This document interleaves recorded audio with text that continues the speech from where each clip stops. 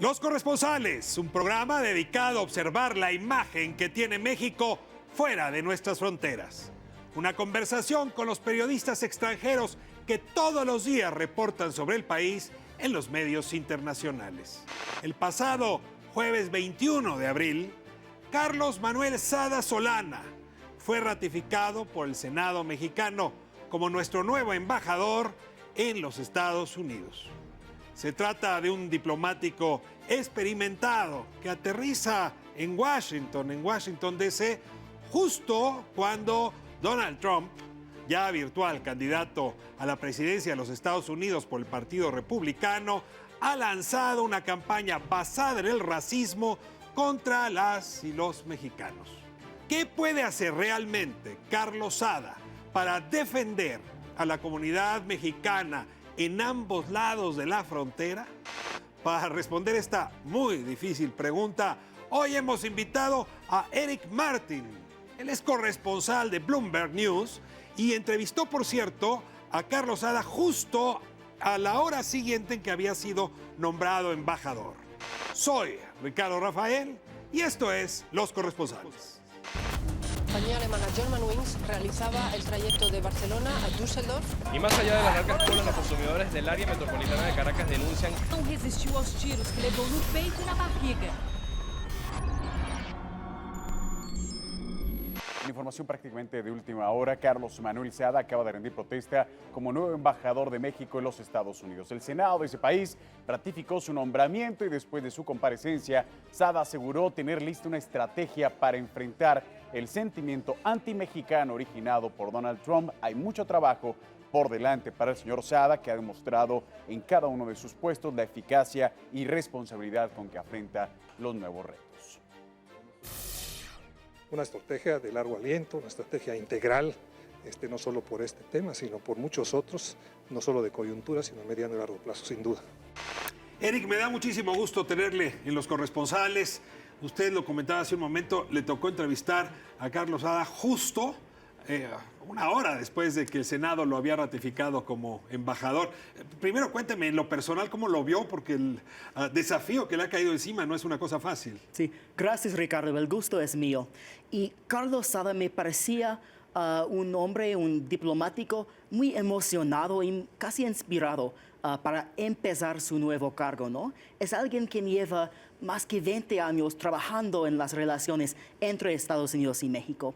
Entonces, para estar al frente de la campaña, para contestar a la campaña de Trump y la retórica de Trump, le da mucha emoción, yo vi, ¿no? En esta tarde en que todos estábamos en la Cancillería, justamente después de su aprobación por el Senado. Es que hay una contradicción, ¿no? De un lado, supongo que alguien que ha hecho carrera diplomática, pues de luego querrá ser canciller un día, pero abajo de canciller lo más importante es la embajada en Washington, incluso por la cantidad de personal y los temas que ahí se manejan. Entonces, llegar a ese punto de tu carrera te ha de dar mucha satisfacción, pero no está llegando en el mejor momento posible.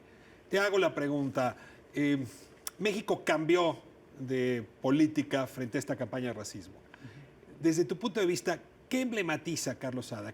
¿Cómo interpretar ese cambio a partir del nombramiento del embajador Carlos Sada? Sí, los analistas dicen que el propósito de este cambio es para enfrentar y responder de manera más rápidamente a la retórica de la campaña. Y no solo a Donald Trump, también a Bernie Sanders, quien ha criticado mucho la NAFTA, y para elevar el discurso y recordar los norteamericanos de los atributos de mexicanos que se valoran mucho, ¿no? De la cultura, de la sociedad, del valor económico de esta relación. Entonces, Sada tiene toda esta experiencia para estar más activo, ¿no? Y más presente en el diálogo. Los estados se componen, me decían a mí en la primaria, de territorio, población y gobierno. Esto quiere decir que el gobierno debe cuidar a la población de un estado, no importa si ésta se encuentra dentro del territorio o fuera. Pero defender a la comunidad mexicana allá y defender a México son dos tareas distintas. Sí. Si a partir de tu mirada, ¿qué debería priorizar? ¿Defender a los mexicoamericanos y a los mexicanos que están allá o defender a los que vivimos de este lado de la frontera cada vez que Trump nos ataque? Bueno, Ricardo, el gobierno dice que ambos lados son importantes, ¿no? Es para hacer que los políticos de Estados Unidos entiendan y aprecian lo que significa la relación y el tratado de libre comercio con México, ¿no? Las exportaciones, el desarrollo para los negocios. Pero también es importante porque cualquier consulado tiene el propósito de proteger los derechos de los paisanos, de los inmigrantes residentes de un país extranjero. Entonces, este también es una parte importantísima de su tarea. Pero a ver, te lo voy a volver más complejo. Sí. Vamos a suponer que hay un ataque contra México. Y entonces el gobierno mexicano, en la voz de Sada, responde muy duro. Eso va a polarizar la relación en Estados Unidos y probablemente pueda acabar afectando el interés de los mexicanos que viven allá.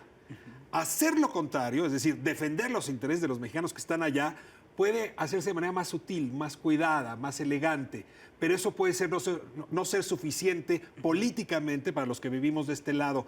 ¿Qué priorizas frente a un ataque? ¿A los de aquí o a los de allá? No es posible jugar con los dos. Sí, seguramente tiene un trabajo, un papel difícil, pero importante, ¿no? Porque vimos después de los ataques de 2001, ¿no? En que México y el entonces presidente Fox, estaban impulsando a la reforma migratoria, por ejemplo, y se fue al Senado y al Congreso de Estados Unidos para dar un discurso importante. Y después de del 11 de septiembre, todo cambió y el papel y la voz de México cayó en su importancia porque había mucha preocupación de esta pregunta de la seguridad, ¿no? Y entonces Carlos Sada tiene un poco del desafío, que debe estar presente, el gobierno quiere que esté presente, pero no puede decir dominando al discurso, ¿no? Porque si hace eso, es posible que haya una contrarreacción, especialmente en la parte de los votantes del electorado conservador, y pueden pensar o apoyar todavía más a Donald Trump. Entonces, este es un punto importante y una línea importante para fijar, ¿no? Es un equilibrio difícil de resolver y necesito hacia el resto del programa hablar directamente de la contienda. A México, lo voy a decir yo, no lo tienes que decir tú. No le conviene que Donald Trump, por obvias razones, sea el próximo habitante de la Casa Blanca. Debe el gobierno mexicano hacer lo que esté en su poder para evitar que ese señor llegue, en su poder legal, obviamente, claro, llegue a la Casa Blanca, o ese no debe ser el principal tema, sino la protección de los mexicoamericanos. Es una pregunta muy interesante, ¿no?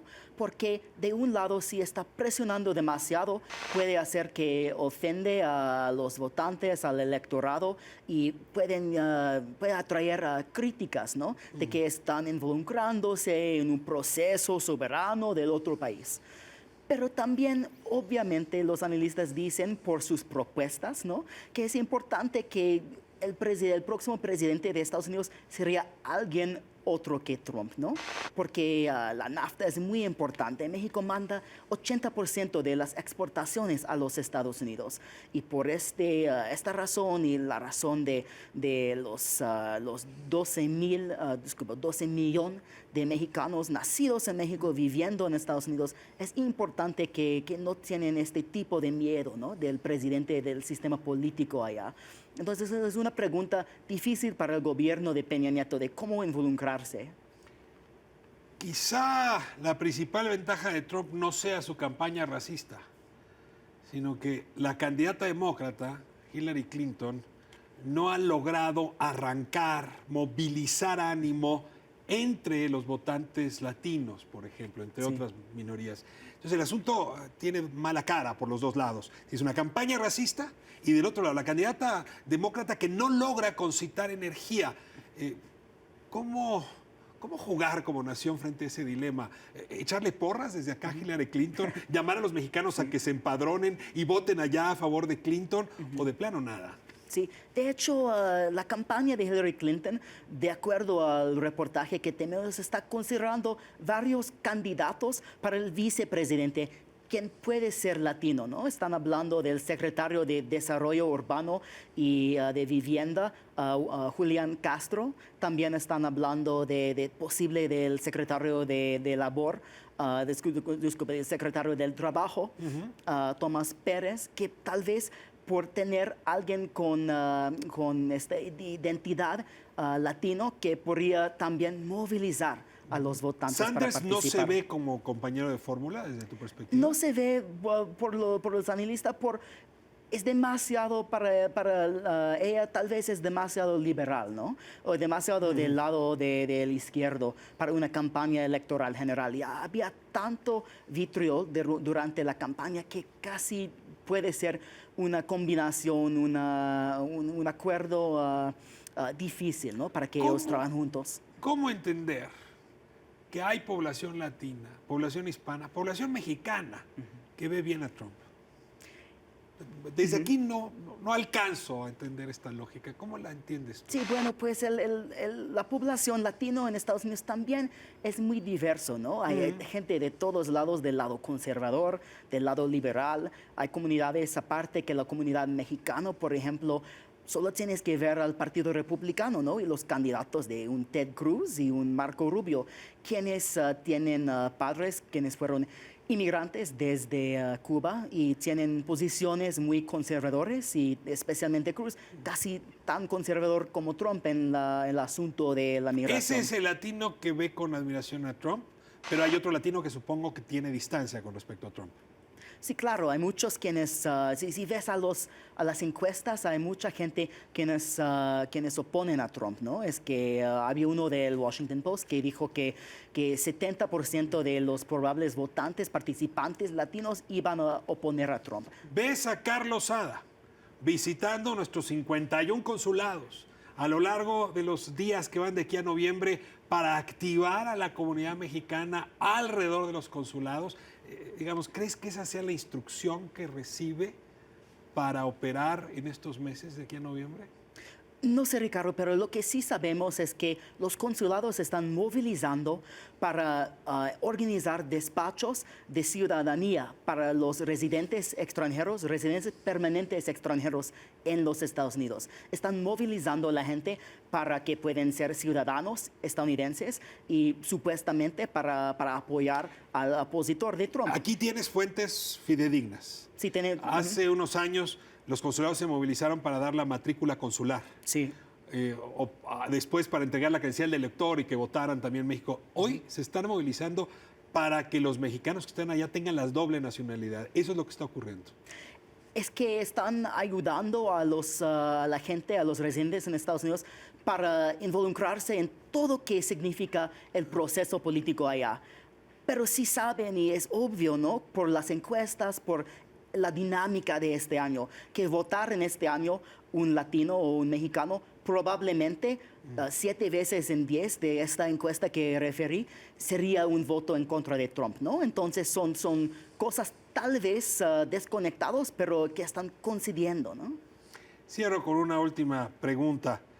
Trump ha dicho que si gana, lo primero que va a hacer el día que entre a la oficina oval será instruir la construcción del muro. Lo segundo, abolir todas las leyes migratorias, decretos migratorios de Obama. Y tercero, prohibir la llegada de musulmanes a los Estados Unidos. ¿Le crees?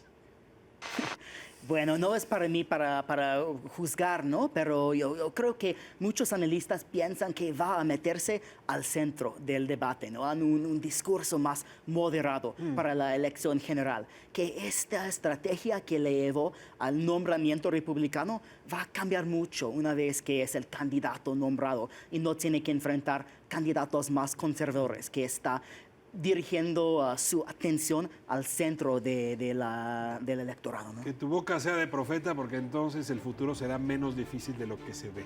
Te agradezco muchísimo, Eric. Muchas gracias. Muchas gracias, por habernos Ricardo. acompañado esta noche. Gracias por venir, por visitarnos aquí en Los Corresponsales. Este espejo donde México se proyecta y donde podemos discutir los problemas nacionales de cara al mundo. Próxima semana, Canal 13. Buenas noches.